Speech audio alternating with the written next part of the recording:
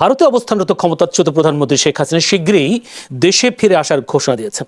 ভারতীয় সংবাদ মাধ্যম এনডিটিভিকে সম্প্রতি দেওয়া এক ইমেইলে সাক্ষাৎকারে চলতি বছরেই তার দেশে ফেরার কথা জানান।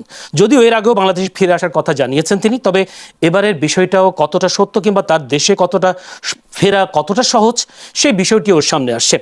আন্তর্জাতিক অপরাধ ট্রাইব্যুনালের চিফ প্রসিকিউটর আমিনুল ইসলাম শেখ হাসিনার এই ফিরে আসার ঘোষণাকে রাজনৈতিক স্ট্যান্ডবাজি বলে মন্তব্য করেছেন। তিনি বলেছেন, সাহস থাকলে দেশে এসে তাকে জুলাই হত্যাযজ্ঞের বিচার মোকাবেলা করার আহ্বানও জানান তিনি। আলোচনা করবার জন্য আমাদের স্টুডিওতে উপস্থিত আছেন, আমার ডানে আছেন মাসুদ কামাল, সিনিয়র সাংবাদিক ও কলামিস্ট। মাসুদ কামাল, আপনাকে অসংখ্য ধন্যবাদ সময় দেওয়ার জন্য। আছেন ব্যারিস্টার আসাদুজ্জামান ফুয়াদ, সাধারণ সম্পাদক এবি পার্টি। আসাদুজ্জামান ফুয়াদ, আপনাকে অসংখ্য ধন্যবাদ। বলছিলাম শেখ হাসিনার ফিরে আসা কতটা সহজ, এই বিষয় নিয়ে আলোচনা শুরু করতে চাই। প্রথমে যেতে চাই মাসুদ কামালের কাছে। মাসুদ কামাল, শেখ হাসিনা যে ফিরে আসবে, চলতি বছরেই ফিরে আসার যে একটা ঘোষণা তিনি দিয়েছেন এনডিটিভিকে, সেই ফিরে আসাটা আসলে কতটা সহজ, বা বাংলাদেশের কারো কাছে এরকম কোনো খবর আছে কিনা যে শেখ হাসিনা খুব দ্রুত ফিরবে? না, আমি এটা বলতে পারবো না কারোর কাছে খবর আছে কিনা, গোপনে কারোর কাছে খবর থাকতেও পারে, এটা তো আর আমার বলতে পারার কথাও না। আপনার সিনিয়র সাংবাদিক হিসেবে আপনাদের কাছে কোনো সময় এটা সিনিয়র জুনিয়র কোনো ব্যাপারটা ভাই, এটা উনি আসবেন কিনা উনি জানেন। তবে আপনি আমাকে আপনি আপনাকে জিজ্ঞেস করতে পারেন যে এটা আসলে সম্ভাব্য কি হতে পারে, আশাটা রাজনৈতিকভাবে কতটা গ্রহণযোগ্য হতে পারে, অথবা কি মানে এর আসার পর কি হতে পারে, এটা নিয়ে আলোচনা করতে পারেন। দেখেন, উনি আসবেন কি আসবেন না এটা আপনাকে কনফার্ম হওয়ার জন্য 31শে ডিসেম্বর পর্যন্ত ওয়েট করতে হবে। কারণ উনি বলেছেন যে এই বছরের মধ্যে আসবেন। 31শে ডিসেম্বরের পরে তো এই বছর থাকবে না, কাজে আসলে উনি আগামী 5 মাসের মধ্যে আসবেন।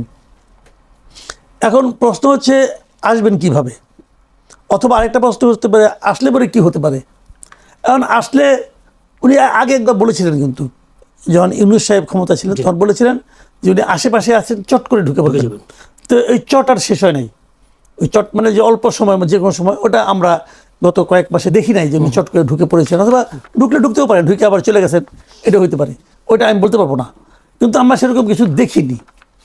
এই দফায় উনি আসতে পারেন, আবার আসতে নাও পারেন, কিন্তু আসেন আর না আসেন, উনি যে কথাটা বলেছেন এটাকে আমি গুরুত্ব দিই।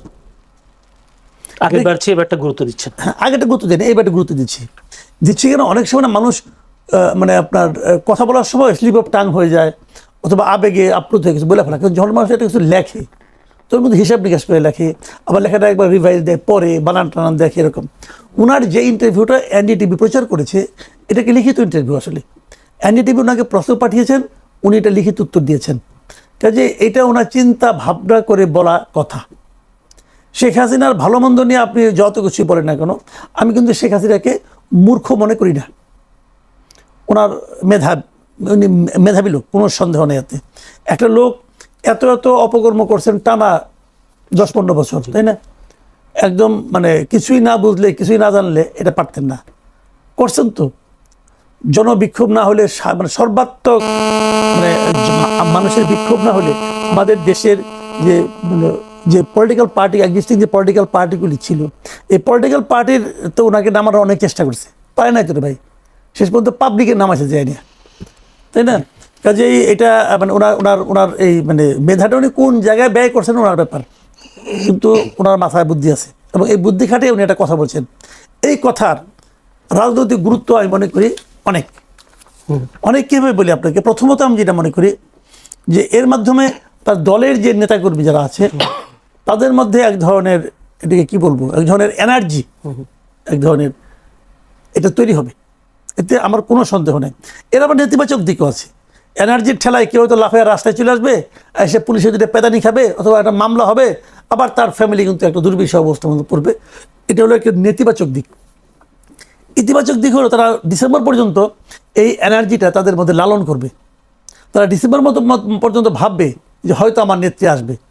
দেখেন, প্র্যাকটিক্যালি চিন্তা করলে শেখ হাসিনার বাংলাদেশে আইসা আবার নতুন করে আওয়ামী লীগের দায়িত্ব নেওয়ার মতো বয়স ওনার নাই। আসলে বয়স একটা ফ্যাক্টর।